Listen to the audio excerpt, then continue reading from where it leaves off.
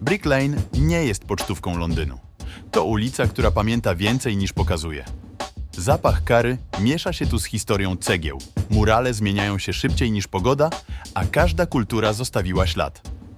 Jeśli chcesz zrozumieć Londyn, zacznij właśnie tutaj i zobacz, jak przeszłość spotyka teraźniejszość ludzi, dźwięki oraz smaki ulicy.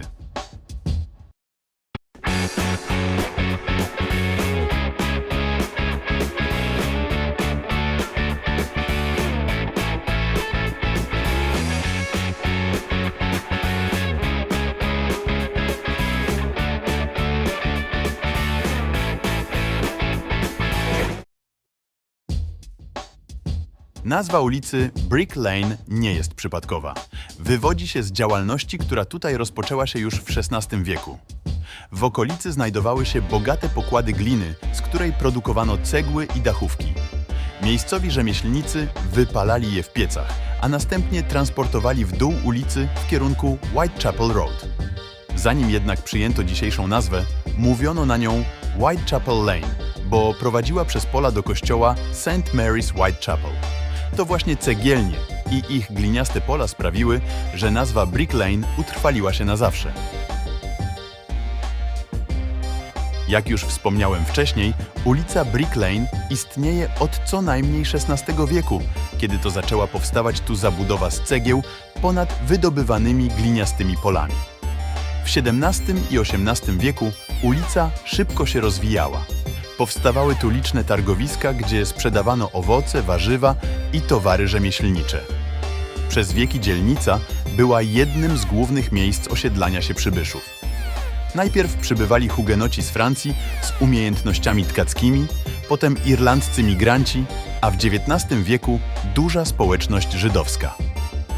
Po II wojnie światowej i w latach 60. XX wieku na Brick Lane oraz jej okolicach zaczęli osiedlać się Banglijczycy, przekształcając miejsce w tętniące życiem Centrum Kultury Bengalskiej w Londynie.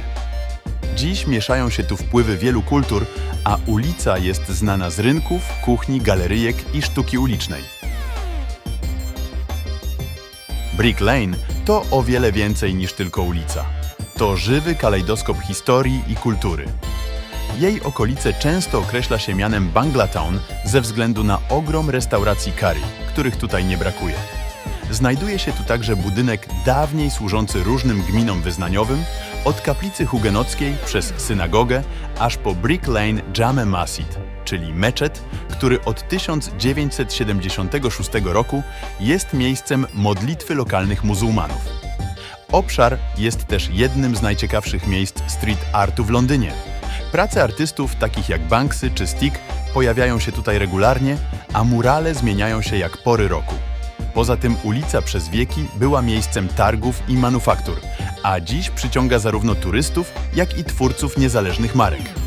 I taka ciekawostka na koniec. Za każdym razem, kiedy tu przyjeżdżam, widzę nowe murale, ale te najpiękniejsze pozostają. Oznacza to poszanowanie artystów do własnej sztuki. Dziękuję Wam za obejrzenie tego krótkiego odcinka, w którym po raz kolejny przenieśliśmy się do Wielkiej Brytanii.